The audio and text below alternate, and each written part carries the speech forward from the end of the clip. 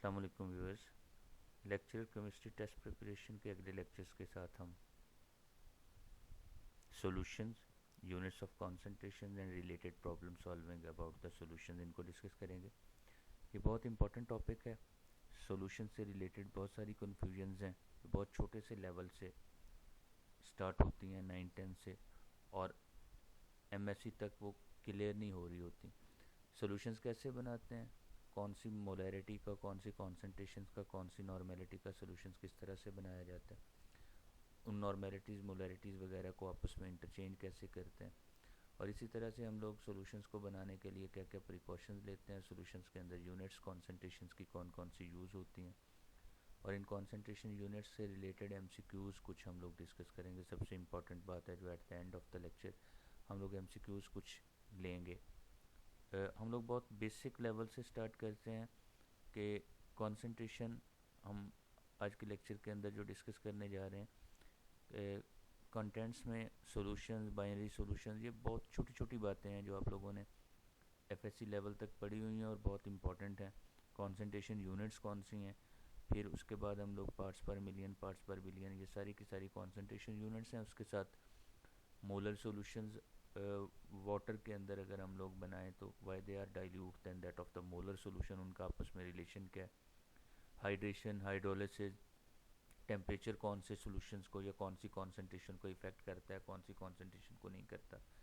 Solids solution के अंदर dissolve कैसे होते हैं। हाइड्रेशन क्या चीज़ है, हम लोग why ions in the solution, how ions in the solution behave, total volume of the solution कितना होता है, कंपोनेंट के वॉल्यूम का टोटल वॉल्यूम से रिलेशन क्या है, ताल्लुक क्या है।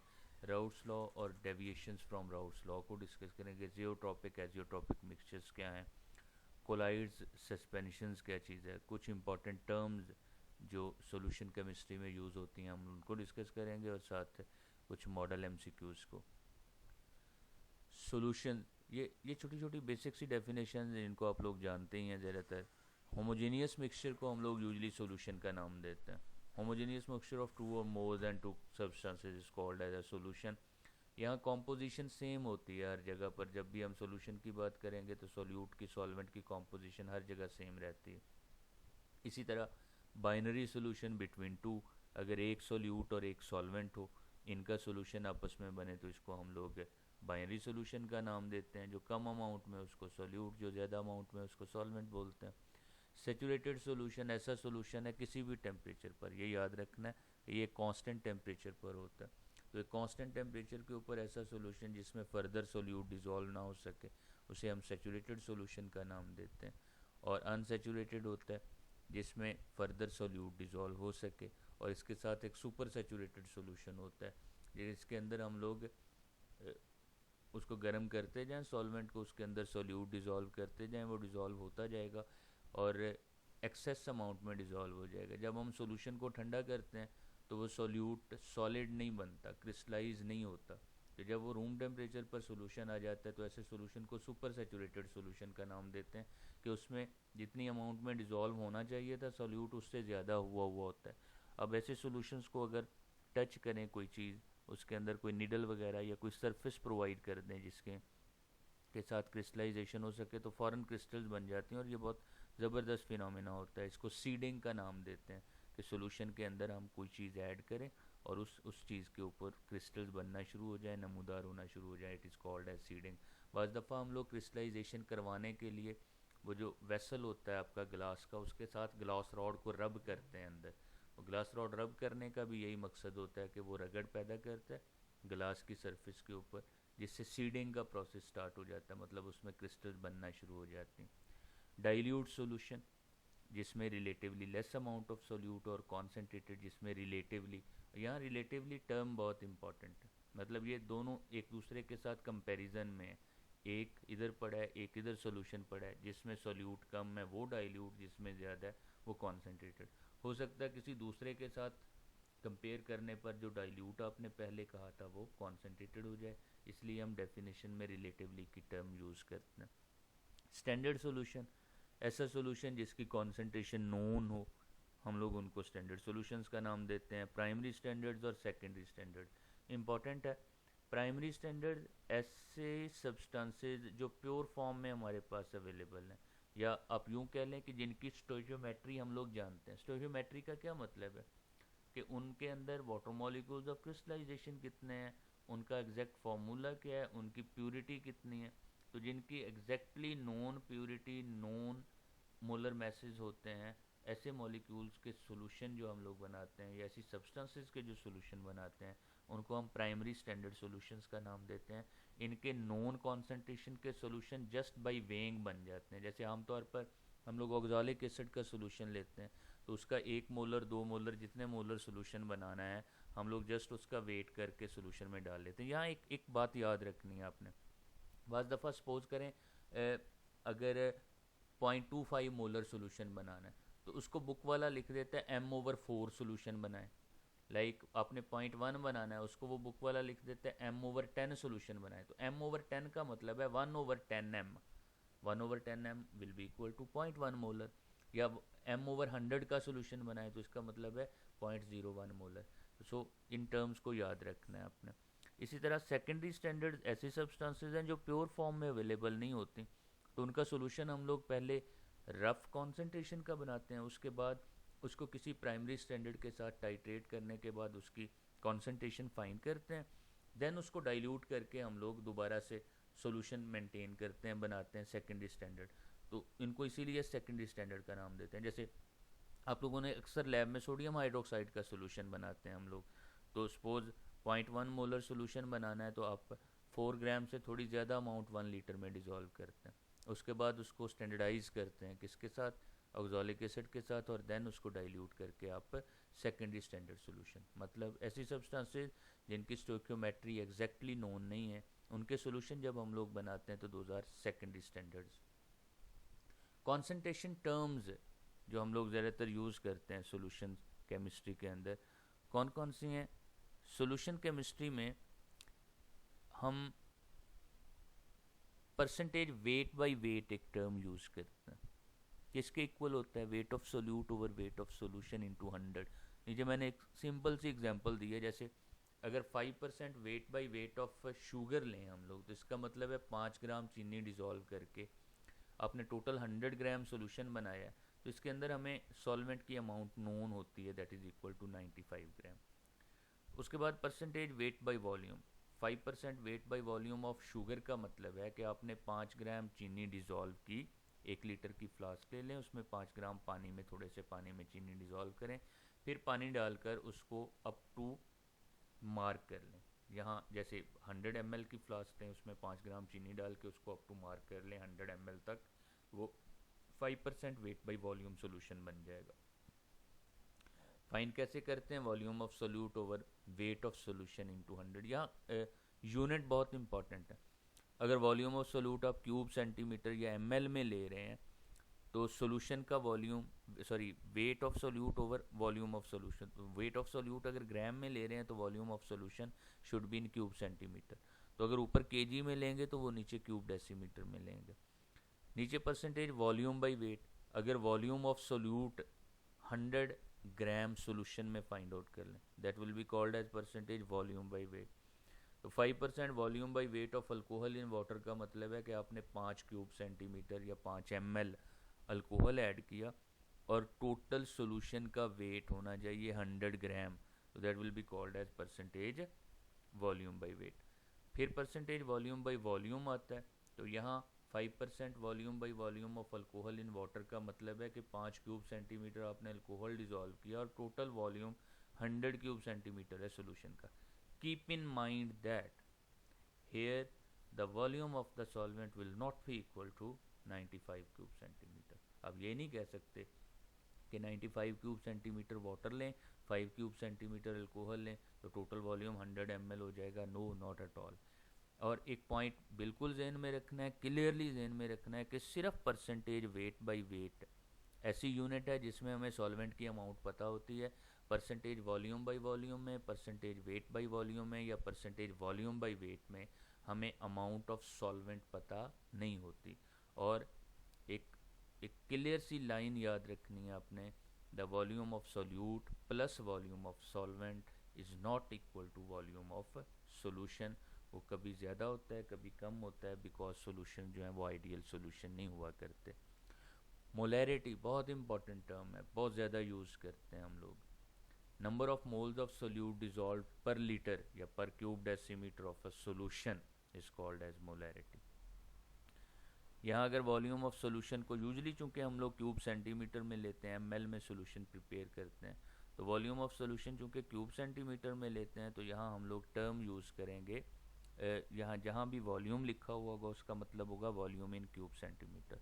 तो molarity is equal to 1000 into number of moles of solute, N2 stands for number of moles of solute over volume of solution. और नंबर ऑफ मोल चूंकि इक्वल होते हैं मैस ओवर मोलर मैस के, तो mass over molar mass volume of solute, ये number of moles of solute आ गया into 1000 over we. तो ये मोलैरिटी के दोनों फॉर्मूले हम लोग यूज़ करते हैं। अगर नंबर ऑफ मोल्स गिवन हो तो इससे निकाल लें, अगर वेट ऑफ सोल्यूट गिवन हो तो इससे हम लोग मोलैरिटी फाइंड आउट कर लेते हैं। मोलैरिटी की unit mole per cube decimetre of solution ली जाती है। Molality it is another term of concentration, और ये मोलैरिटी से थोड़ी डिफरेंट है। मोलैरिटी में आपने लिए थे number of moles of solute dissolve per litre of solution, लेकिन यहाँ डिफरेंट है, हम लोग number of moles of solute dissolve पर केजी ऑफ सॉल्वेंट लेते हैं। यहाँ सॉल्वेंट की अमाउंट हमें नोन होती है, तो इसको इक्वल लिखते हैं, molality is equal to 1000 over N2 over W1 into N2 over W1। N2 number of moles of solute हैं, W1 क्या चीज़ है, it's a weight of the solvent in grams. molality is equal to, sorry, here you would use the term molality. Molality is equal to weight of the solute over molar weight of the solvent into 1000 over weight of solvent, molar weight of solute, sorry, weight of solute over molar weight of solute into 1000 over weight of solvent.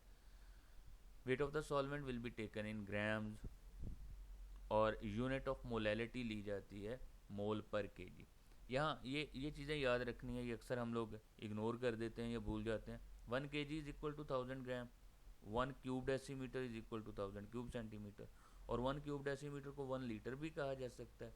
1 litre actually 1000 ml के equal होता है, और हम लोग 1 ml को की जगह पर 1 क्यूब सेंटीमीटर भी नोट कर सकते हैं। तो ये सारी चीज़ें, 1 क्यूब सेंटीमीटर जहाँ भी है इसका मतलब 1 ml होगा, 1 क्यूब डेसीमीटर जहाँ लिखा हो इसका मतलब 1 लीटर होगा।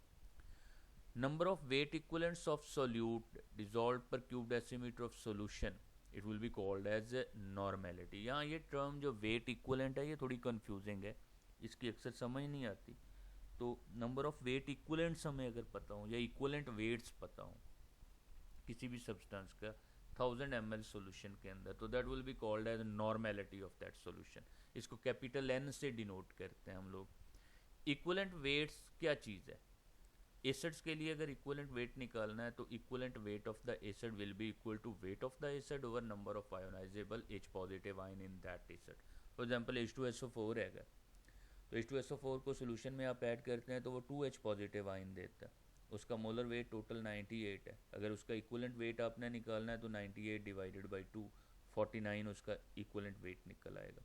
इसी तरह बेसिस की बात करें तो wait of the base over number of ionisable hydroxyl ion, like calcium hydroxide का अगर आप लोग इक्वलेंट वेट निकालना चाहें तो उसके मोलर वेट को आप किससे डिवाइड करेंगे, that would be divided by 2, because calcium hydroxide water के अंदर 2 हाइड्रोक्सल आयन देता है। ये तो सिंपल है, लेकिन अगर आप किसी ऑक्सीडेंट या रिडक्टेंट की बात करते हैं तो तब आप इक्वलेंट वेट कैसे निकालेंगे, तब आप इक्वलेंट वेट निकालेंगे वेट ऑफ दैट ऑक्सीडेंट और reductant divided by number of electrons given और टेकन पर मॉलिक्यूल।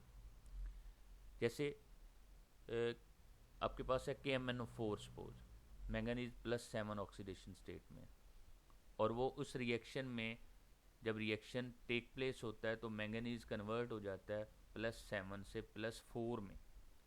तो इसका मतलब है इट हैज़ टेकन 3 इलेक्ट्रॉन, एक मॉलिक्यूल KMnO4 ने 3 इलेक्ट्रॉन टेकअप किए हैं। अगर 3 इलेक्ट्रॉन उसने लिए हैं तो इट मीन्स आप उसका जब भी इक्वलेंट वेट निकालेंगे आप KMnO4 के मोलर वेट को डिवाइड करें 3 से, नंबर ऑफ इलेक्ट्रॉन टेकन और गिवन बाय 1 मॉलिक्यूल, उससे डिवाइड करके इक्वलेंट वेट निकालेंगे। नॉर्मेलिटी किसके इक्वल होगी, number of replaceable H positive और OH नेगेटिव आयन और इलेक्ट्रॉन्स। कोई स्पीशी का एक मॉलिक्यूल कितने H पॉजिटिव आयन देता है, कितने OH नेगेटिव आयन देता है, या कितने इलेक्ट्रॉन देता है या लेता है, उसको मल्टीप्लाई कर दें मोलैरिटी के साथ तो हम लोग नॉर्मेलिटी निकाल लेते हैं।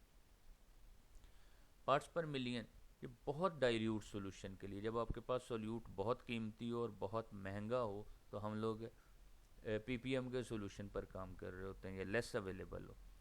तो ppm solution, weight of solute over weight of solution into 10⁻⁶, it's actually parts पर मिलियन, तो 10⁻⁶ जो है वो मिलियन को शो करते हैं, तो weight of solute over weight of solution उसको 10⁻⁶ से मल्टीप्लाई कर दें। इसी तरह वॉल्यूम ऑफ सोल्यूट अगर आपके पास हो तो वॉल्यूम ऑफ सोल्यूशन नीचे लेना है इंटू 10⁻⁶, और पार्ट्स पर बिलियन में आप लोग 10⁻⁶ की जगह पर 10⁻⁹ यूज़ करते हैं, और 1 बिलियन इस 10⁻⁹, 1 के साथ 9 ज़ीरोज़ लगे हुए हैं तो इसको आप 1 बिलियन का नाम देते हैं।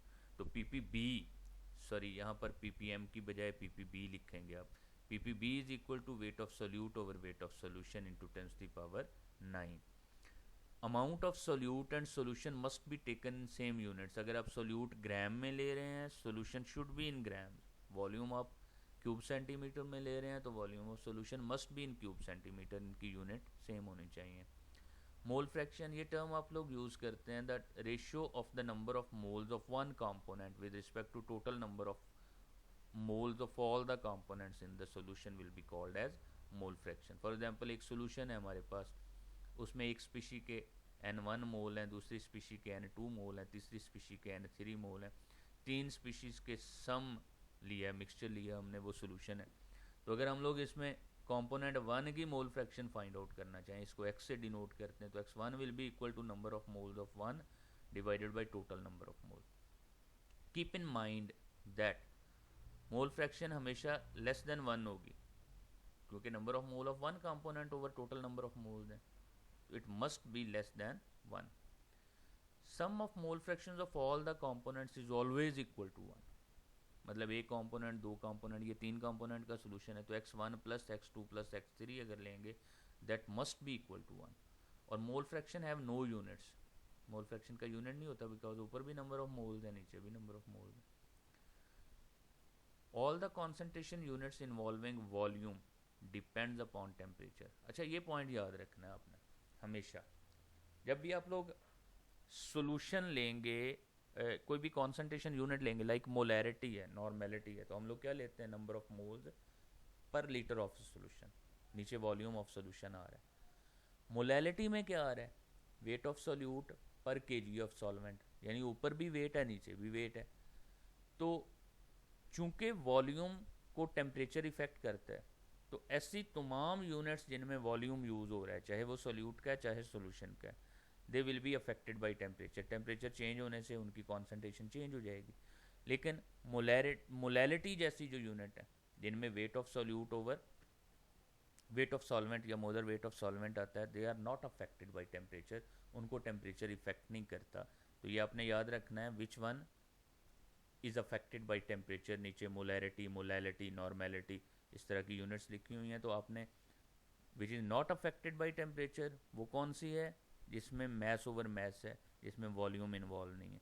जिसमें भी वॉल्यूम इन्वॉल्व होगा that will be affected by temperature. अब यहाँ एक क्वेश्चन है, why 1 molar solution is more in water is dilute than 1 molar. 1 molar solution में सॉल्वेंट की अमाउंट ज़्यादा होती है एक्चुअली 1 मोलर से, तो वो डाइल्यूट सोल्यूशन बनता है। कैसे? 1 मोलर सोल्यूशन जब आपने बनाना है तो क्या करना है, 1 मोल सोल्यूट लेना है और उसमें एग्जैक्टली 1 kg वाटर डालना है। अब एग्जैक्टली 1 kg वाटर का मतलब है 1000 ml वाटर, और उसकी चूंकि यूनिट 1 ली जाती है, तो एग्जैक्टली 1 kg का मतलब है 1 litre of water is added. लेकिन जब 1 मोलर सोल्यूशन बनाना है तब क्या करना है, आपने सोल्यूट ऐड करना है, फिर उसमें इतना वाटर ऐड करना है कि पूरे सोल्यूशन का वॉल्यूम 1 लीटर हो जाए।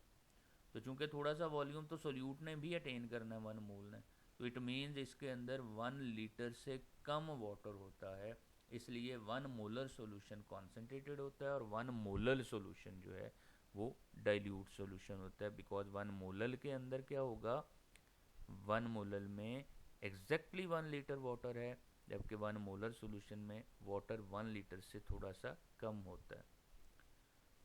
आयंस इन सॉल्यूशन, एक्चुअली हम लोग डिस्कस करने जा रहे हैं कि आयनिक सॉलिड्स वगैरह वो सॉल्यूशन के अंदर कैसे डिजॉल्व होते हैं। There is a phenomena of hydration, बहुत सिंपल से पॉइंट में मैंने लिखा और बहुत मज़े का टॉपिक है। Process of dissolution of ionic compounds in water is due to the hydration process. Actually होता क्या, NaCl को आपने पानी में डाला, वाटर के मॉलिक्यूल NaCl पर अटैक कर देते हैं। इस तरह कि वाटर के मॉलिक्यूल सोडियम आयन के साथ अट्रैक्शन प्रोड्यूस कर लेते हैं थ्रू ऑक्सीजन, और क्लोराइड आयन के साथ अट्रैक्शन प्रोड्यूस कर लेते हैं थ्रू H पॉजिटिव आयन। इस तरह वो क्या करते हैं, NaCl की लेटेस्ट एनर्जी के ऊपर वाटर मॉलिक्यूल्स ओवरकम कर लेते हैं, उसकी लेटेस्ट एनर्जी को ख़त्म करते हैं और खुद हाइड्रेशन इंटरेक्शन प्रोड्यूस कर लेते हैं with that of the ionic solid. Ionic solid के साथ उनका हाइड्रेशन इंटरेक्शन जो प्रोड्यूस होता है। अब एक चीज़ याद रखनी है अपने केमिस्ट्री में, हमेशा जब भी अट्रैक्शन प्रोड्यूस हो रही है एनर्जी इवॉल्व होगी, जब भी आप अट्रैक्शन पर ओवरकम करते हैं एनर्जी चाहिए होगी, एब्जॉर्ब होगी। अब हाइड्रेशन के प्रोसेस में हीट इवॉल्व हो रही होती है, लेटेस्ट एनर्जी को ओवरकम करने के लिए हीट एब्जॉर्ब होती है। मतलब NaCl के सोडियम और क्लोराइड आयन को अलग अलग करके डिसॉल्व करने के लिए एनर्जी चाहिए, लेकिन जो वाटर के मॉलिक्यूल ने सोडियम आयन और क्लोराइड आयन को घेरना है, इर्द गिर्द से अट्रैक्शन प्रोड्यूस करनी है, उसमें एनर्जी इवॉल्व हो रही होगी। अब 3 पॉइंट्स यहाँ हमने लिखे। अगर तो हाइड्रेशन एनर्जी ज़्यादा है लेटेस्ट एनर्जी से, तो डिसोल्यूशन का प्रोसेस एक्सोथर्मिक होगा। मतलब हाइड्रेशन एनर्जी हीट इवॉल्व है, लेटेस्ट एनर्जी हीट एब्जॉर्ब्ड है, तो heat evolve will be greater than that of heat absorbed. और अगर ऐसा होगा तो डिसोल्यूशन का प्रोसेस जो होगा that will be a exothermic process. इसी तरह अगर hydration energy less than lattice energy है, मतलब heat evolve is less than that of heat absorbed, तो तब डिसोल्यूशन का प्रोसेस क्या होगा, it will be an endothermic process. और अगर हाइड्रेशन एनर्जी बहुत कम है as compare to lattice energy, यानी हीट एब्जॉर्ब की अमाउंट बहुत ज़्यादा है, लेटेस्ट एनर्जी को ओवरकम करने के लिए आपको बहुत ज़्यादा एनर्जी रिक्वायर्ड है, और हीट इवॉल्व की अमाउंट जो है वो बहुत कम है, तो फिर क्या होगा, फिर जो प्रोसेस ऑफ डिसोल्यूशन है it will not take place. मतलब ऐसे आयनिक सॉलिड जिनकी लेटेस्ट एनर्जी बहुत ज़्यादा होती है, they will not be soluble in water at all. Hydration energy is directly related to charge to size ratio of the ions. अगर ions की charge to size ratio ज़्यादा है तो हाइड्रेशन एनर्जी ज़्यादा होती है, आयन की चार्ज टू साइज रेशियो कम है तो हाइड्रेशन एनर्जी कम है। जैसे ग्रुप में टॉप टू बॉटम लें, बेरिलियम आयन का साइज सबसे कम है, चार्ज +2 है। मैग्नीशियम आयन का साइज बढ़ गया, चार्ज +2 ही है। इसी तरह कैल्शियम आयन का साइज और ज़्यादा हो गया, तो चूँकि साइज बढ़ रहा है तो चार्ज टू साइज रेशियो कम हो रही है, तो ऊपर से नीचे किसी भी ग्रुप में आयंस की हाइड्रेशन एनर्जी कम होती जाती है। लेकिन अगर हाइड्रेशन एनर्जी की बात हम लोग करें चार्ज टू साइज रेशियो बढ़ने के लिहाज से, तो सोडियम आयन का चार्ज टू साइज रेशियो सबसे कम है, मैग्नीशियम का ज़्यादा है, एल्यूमिनियम का और ज़्यादा है। तो इनमें हाइड्रेशन एनर्जी एल्यूमिनियम की तरफ बढ़ रही होती है, सोडियम से मैग्नीशियम की ज़्यादा है, मैग्नीशियम से एल्यूमिनियम की हाइड्रेशन एनर्जी ज़्यादा है। और इसमें MCQs आते हैं, जैसे फॉर एग्जांपल यहाँ लिखा हुआ है कॉपर सल्फेट 5H2, इसमें 5 वाटर मॉलिक्यूल्स ऑफ हाइड्रेशन है, कॉपर आयन भी है, सल्फेट आयन भी है। तो कॉपर आयन के साथ एक्चुअली 4 मॉलिक्यूल्स अटैच्ड होते हैं वाटर मॉलिक्यूल्स ऑफ हाइड्रेशन, और सल्फेट आयन के साथ सिर्फ एक होता है। वजह क्या, सल्फेट आयन बहुत बड़ा आयन है, उसके ऊपर -2 चार्ज है, उसकी चार्ज डेंसिटी क्या है, कम होती है, और कॉपर आयन की चार्ज डेंसिटी ज़्यादा होती है। और ये भी जहन में रखना है कि नेगेटिव आयन की चार्ज डेंसिटी हमेशा कम होती है। वजह, एनाइंस के साइजेज एटॉमिक साइजेज से ज़्यादा होते हैं और केटाइन के साइजेज एटॉमिक साइजेज से कम होते हैं। तो एनाइंस की चार्ज डेंसिटी यूजुअली कम होती है और उनके साथ number of water molecules of hydration कम लगते हैं। केटाइन की चार्ज डेंसिटी ज़्यादा होने की वजह से उनके साथ number of water molecules of hydration ज़्यादा लगते हैं। हाइड्रोलिसिस का प्रोसेस क्या है, लिसिस का मतलब ही टूटना है, वाटर का ब्रेकअप होना। ऐसे प्रोसेस जिनमें वाटर अपने H पॉजिटिव और OH नेगेटिव आयन में डिसोसिएट हो जाते हैं। यहाँ अपने लॉरी ब्रॉन्स्टेड कंसेप्ट को याद रखना है। लॉरी ब्रॉन्स्टेड कंसेप्ट क्या है कि एक एसिड जब H पॉजिटिव आयन डोनेट कर लेता है तो वो बेस में कन्वर्ट हो जाता है और उसको हम कॉन्जुगेट बेस बोलते हैं। और एक बेस जो है वो जब हाइड्रोक्सल आयन एक्सेप्ट कर लेता है या H पॉजिटिव आयन एक्सेप्ट कर लेता है, सॉरी हाइड्रोक्सल आयन दे देता है, H पॉजिटिव आयन एक्सेप्ट कर लेता है, पॉजिटिव आयन एक्सेप्टर को बेस बोलता है। ये कॉन्सेप्ट लॉरी ब्रॉन्स्टेड कंसेप्ट। तो अगर कोई बेस जो है वो H पॉजिटिव आइन एक्सेप्ट कर लेता है तो then it will be converted into conjugate acid. मतलब एक एसिड H पॉजिटिव देने के बाद बेस बन जाता है, it will be called as conjugate base. और एक बेस H पॉजिटिव आइन लेने के बाद अगेन उसमें डोनेट करने की एबिलिटी प्रोड्यूस हो जाती है, that will be called as conjugate acid. ये है लॉरी ब्रॉन्स्टेड कंसेप्ट। और यहाँ हमने बोला था कि स्ट्रॉन्ग एसिड का कॉन्जुगेट बेस वीक होता है, लाइक HCl स्ट्रॉन्ग एसिड है, इसका कॉन्जुगेट बेस Cl नेगेटिव है, तो Cl negative will be a weak base. लेकिन जो वीक एसिड्स हैं उनका कॉन्जुगेट बेस स्ट्रॉन्ग होता है। इसी तरह जो वीक बेसिस हैं उनका कॉन्जुगेट एसिड स्ट्रॉन्ग होता है। जैसे अमोनियम आइन जो है, अमोनियम आइन कहाँ से आया? अमोनियम हाइड्रोक्साइड से। अमोनियम हाइड्रोक्साइड वीक बेस है। अमोनियम हाइड्रोक्साइड का कॉन्जुगेट एसिड है NH4 positive. NH4 positive will be a strong acid. Ammonium hydroxide weak base है, उसका कॉन्जुगेट एसिड है ammonium ion. Ammonium ion will be a strong acid. अब जो strong acid ion है they have the ability to hydrolyse water. वो क्या करेगा? Ammonium आइन जैसे ही वाटर में जाएगा वो वाटर से OH नेगेटिव ले लेगा, H पॉजिटिव फ्री कर देगा। इसका मतलब है अमोनियम आइन का सोल्यूशन जो है वो एसिडिक सोल्यूशन होगा। Similarly conjugate base of a weak acid is strong. अगर वीक एसिड का कॉन्जुगेट बेस लें, लाइक वीक एसिड है एसिटिक एसिड आपके पास, तो इसका कॉन्जुगेट बेस बनता है after H positive removal, conjugate base बना एसीटेट आइन। एसीटेट आइन जो है वो स्ट्रॉन्ग बेस है। स्ट्रॉन्ग बेस कैसे है? It have the ability to hydrolyse water. ये वाटर से H पॉजिटिव आइन ले लेता है, हाइड्रोक्सल आइन को फ्री करता है, इसका मतलब है इसका सोल्यूशन बेसिक सोल्यूशन होगा। This process, this phenomena is called as hydrolysis process. अब ये जो हाइड्रोलिसिस प्रोसेस है ये साल्ट्स को क्लासिफाई करने के लिए यूज़ होता है। मतलब साल्ट्स जो है आपके वो एसिड भी हैं, बेसिस भी हैं, न्यूट्रल कैटेगरीज। तीन किस्म के साल्ट्स होते हैं, एसिडिक साल्ट्स, बेसिक साल्ट्स और न्यूट्रल साल्ट्स। एक्चुअली ऐसे साल्ट्स जो स्ट्रॉन्ग एसिड और वीक बेस से मिलकर बनते हैं, they will be called as acidic salt. उसकी वजह क्या होती है? वीक बेस का कॉन्जुगेट एसिड स्ट्रॉन्ग है, यही बोला हमने, वीक बेस का कॉन्जुगेट एसिड स्ट्रॉन्ग है। जैसे सोडियम एसीटेट एक साल्ट है, ये सोडियम हाइड्रोक्साइड से और एसिटिक एसिड से बना है। एसिटिक एसिड वीक एसिड है, तो उसका कॉन्जुगेट बेस क्या हुआ? एसीटेट आइन। तो एसीटेट आइन क्या करता है? सोल्यूशन में जाकर वो वाटर को ब्रेकअप करके हाइड्रोक्सल आइन बना देता है। ये हाइड्रोक्सल आइन बनने की वजह से इसका सोल्यूशन, इस साल्ट का सोल्यूशन क्या होता है? It's a basic solution. इस वजह से हम लोग इसको बेसिक साल्ट बोलते हैं, एसिडिक साल्ट बोलते हैं, सॉरी। एसीटेट आइन क्या करता है? ये एग्जांपल हमारी एसिडिक साल्ट की नहीं, बेसिक साल्ट की है। It's an example of basic salt. ये बेसिक साल्ट की एग्जांपल है, ये नीचे वाली एसिडिक साल्ट की एग्जांपल है। सॉरी, ये गलत हो गया, दोनों के एक दूसरे के साथ इंटरचेंज करना है आपने। Sodium acetate is an example of basic salt, it's an example of acidic salt. For example acidic salt हम बोलते हैं कि जो किससे बने? स्ट्रॉन्ग एसिड और वीक बेस से। तो अमोनियम हाइड्रोक्साइड वीक बेस है, HCl स्ट्रॉन्ग एसिड है। तो अब अमोनियम हाइड्रोक्साइड अमोनियम आइन देता है। अमोनियम आइन क्या करता है? वो वाटर को एसिडिक सॉल्यूशन बना देता है हाइड्रोलाइज करके। इसी तरह बेसिक साल्ट कैसे बनता है? By the neutralisation of weak acid and a strong base.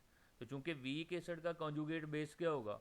That will be a strong.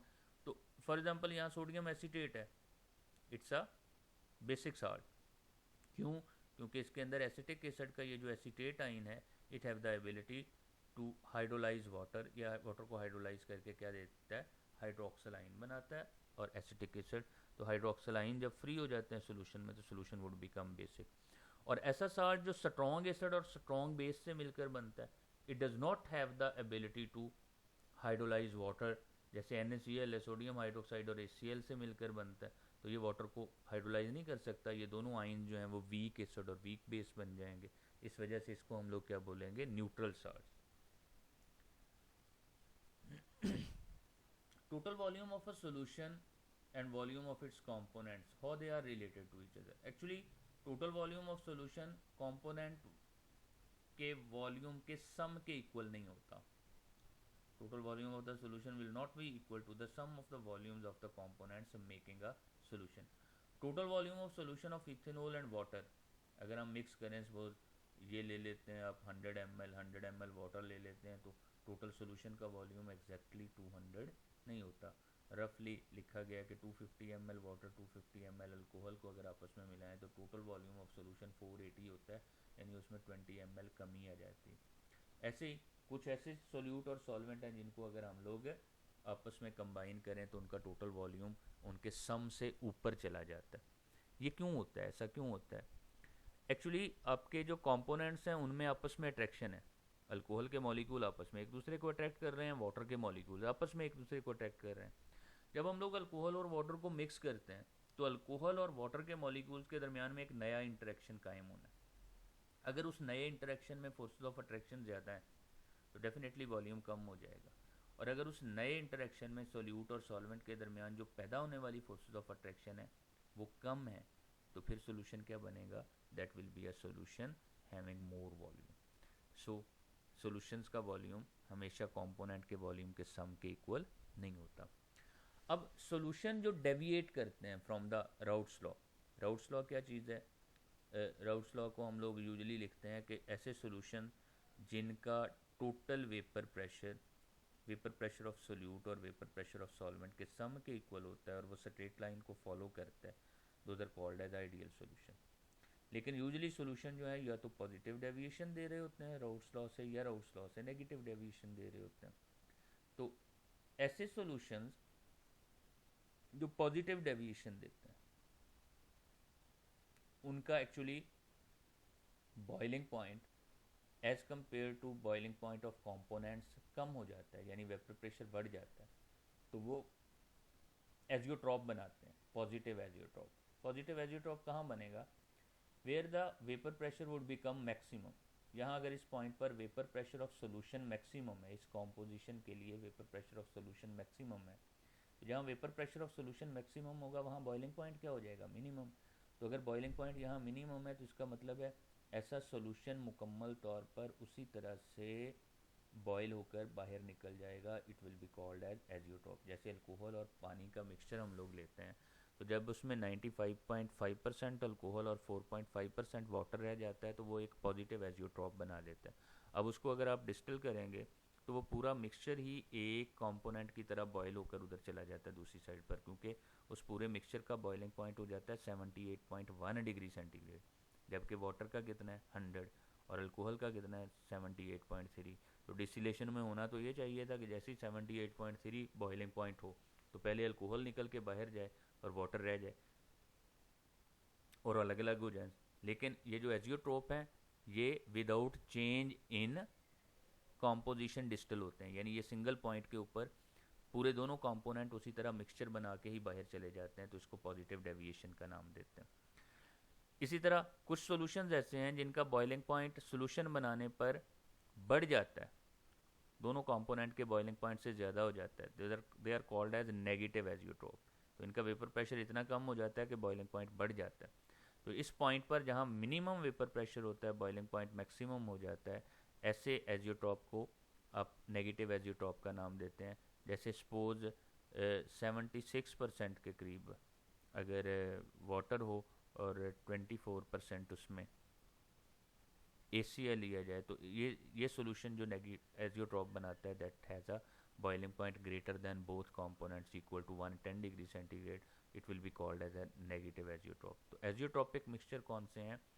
ऐसे मिक्सचर जिनको अगर आप डिस्टिल करें तो उनकी कॉम्पोजिशन चेंज नहीं होती, जबकि जियोट्रॉपिक मिक्सचर्स ऐसे मिक्सचर हैं जिनको जब भी डिस्टिल करेंगे आप तो जो आगे कॉम्पोजिशन आएगी डिस्टिलेट की that will be different than that of the residue.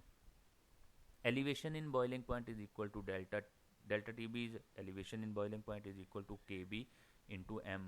याद रखना है यहाँ M मोलैलिटी है, KB is called as a bilioscopic constant और KB की अगर डेफिनेशन हो तो that is the ratio of the elevation in boiling point with respect to molality। इसी तरह ratio of the depression in freezing point and molality is called as cryoscopic constant। जब भी solution बनता है तो सोल्यूशन बनने पर बॉइलिंग पॉइंट एलिवेट कर जाता है और फ्रीजिंग पॉइंट डेविएट कर जाता है। जैसे आमतौर पर एग्जांपल में आप चाय बना रहे हो, चाय उबलना शुरू हो तो उसमें फ़ौरन चीनी डाल दें तो वो नीचे बैठ जाती है। उसकी वजह क्या है कि उसका बॉइलिंग पॉइंट एलिवेट कर जाता है, और फ्रीजिंग पॉइंट डिक्रीज़ होता है जब भी सोल्यूशन बनाते हैं। तो क्रायोस्कोपिक कांस्टेंट और एबिलियोस्कोपिक कांस्टेंट आपको पता होना चाहिए। इसको मोलल बॉइलिंग पॉइंट कांस्टेंट और इसको मोलल फ्रीजिंग पॉइंट कांस्टेंट का नाम भी देते हैं। कोलाइड एंड सस्पेंशन, ये क्या चीज़ है? Colloidal solution, colloidal suspension, nothing but a mixture in which substances are regularly suspended in fluid. Air में या वाटर के अंदर जो सस्पेंडेड सब्सटेंसेस के सॉल्यूशन बनते हैं, ऐसे सॉल्यूशंस को कोलाइड बोलते हैं। जैसे आपकी अंडे की सफ़ेदी है, इट्स अ कोलाइडल सॉल्यूशन। और सस्पेंशन क्या होती है? डस्ट पार्टिकल अगर एयर के अंदर या वाटर के अंदर मिक्सड हैं तो that will be called as a colloidal solution. Colloid small tiny particles होते हैं, और जबकि सस्पेंशन में थोड़े विजिबल और लार्जर पार्टिकल्स होते हैं। तो एग वाइट कोलाइडल सॉल्यूशन के एग्जांपल है। Dust mixed in water is the example of a suspension. यहाँ ये टर्म कुछ याद रखनी है अपने, बहुत इंपॉर्टेंट है। एग्रीगेशन का मतलब होता है रिक्रिस्टलाइजेशन होना। जब सॉल्यूशन ज़्यादा कॉन्सेंट्रेट हो जाते हैं तो सोल्यूट के मॉलिक्यूल आपस में कंबाइन होना शुरू हो जाते हैं। That will be called as recombination of recrystallisation of those ions is called as aggregation. Sedimentation का मतलब होता है सोल्यूट के पार्टिकल्स हैवी होने की वजह से नीचे बैठ जाते हैं सोल्यूशन में, it is called as sedimentation. जैसे सैंड को वाटर में मिक्स करें या डस्ट को वाटर में मिक्स करें, थोड़ी देर रख दें तो डस्ट सारी नीचे बैठ जाती है, that is called as sedimentation. Sediments जो हैं इनको आप निथारने से, डिकेंटेशन के प्रोसेस से साफ़ कर लेते हैं। प्रेसिपिटेशन, क्रिस्टल्स जो सोल्यूट्स हैं, सोल्यूट के पार्टिकल्स का कंबाइन होकर पार्टिकल्स का बड़े साइज़ का बन जाना, that is called as precipitation. Precipitation के प्रोसेस में आप प्रेसिपिटेशन करवा के सोल्यूट को अलग कर सकते हैं। कोगुलेशन, कोगुलेशन होता है प्रेसिपिटेट्स का साइज़ और ज़्यादा बढ़ जाना। जैसे दूध को आप बॉयल कर रहे होते हैं, आहिस्ता आहिस्ता बॉयल करते जाएं तो उसके ऊपर बलाई क्रीम जो है इकट्ठी हो जाती है, तो that is called as coagulation process, precipitates का साइज़ बढ़ जाना। ये इंपॉर्टेंट पॉइंट हैं कुछ। एक्टिव मैस और कॉन्सेंट्रेशन इनको सेम मीनिंग में लेते हैं डाइल्यूट सॉल्यूशन के लिए। जब सॉल्यूशन बहुत डाइल्यूट होते हैं तो उनका एक्टिव मैस और कॉन्सेंट्रेशन सेम होता है, लेकिन कॉन्सेंट्रेटेड सॉल्यूशन के लिए एक्टिव मैस कम हो जाता है from concentration. For concentrated solution active mass is less than concentration. The unit of concentration of active masses are mostly taken mole per cube decimetre और mole per litre, क्योंकि cube decimetre litre के equal लिखा है आपने, तो उसको मोल per cube decimetre या मोल per litre दोनों लिखा जा सकता है। इसी तरह डेंसिटी की यूनिट जो ग्राम पर क्यूब सेंटीमीटर या किलोग्राम पर क्यूब मीटर ये भी लेते हैं। किलोग्राम, ग्राम पर क्यूब डेसीमीटर, ग्राम पर क्यूब सेंटीमीटर ली जाती है, लेकिन गैसेज की डेंसिटी जो है वो ग्राम पर क्यूब डेसीमीटर। ये पॉइंट इंपॉर्टेंट है। ग्राम पर क्यूब सेंटीमीटर में सोल्यूशन की डेंसिटी ली जाती है, गैसेज की डेंसिटी को ग्राम पर क्यूब सेंटीमीटर की बजाय ग्राम पर क्यूब डेसीमीटर में लेते हैं, क्योंकि वो इतनी कम होती है कि क्यूब सेंटीमीटर में तो डेंसिटी की वैल्यू बहुत कम आ जाएगी, इसके लिए हम लोग उसको ग्राम पर क्यूब डेसीमीटर में मेजर करते हैं। ये कुछ MCQs हैं, ये मैं चाहता हूँ कि आप लोग खुद सॉल्व करें, और अगर कोई प्रॉब्लम होगी तो कमेंट्स में डिस्कस कर लेंगे या हम लोग अगले लेक्चर में इनको डिस्कस कर लेंगे। तो इन MCQs को सॉल्व करें। अगर आप लोगों ने ये पूरा लेक्चर समझ आया आपको तो ये होने चाहिए, ये 8-10 MCQs हैं। तो इस तरह के कुछ क्वेश्चन के टेस्ट भी हम लोग बना के लेंगे, लेकिन अभी ये लेक्चर्स कर लें तो नेक्स्ट लेक्चर में इंशाल्लाह मिलते हैं। अल्लाह हाफिज़, हैव अ गुड डे।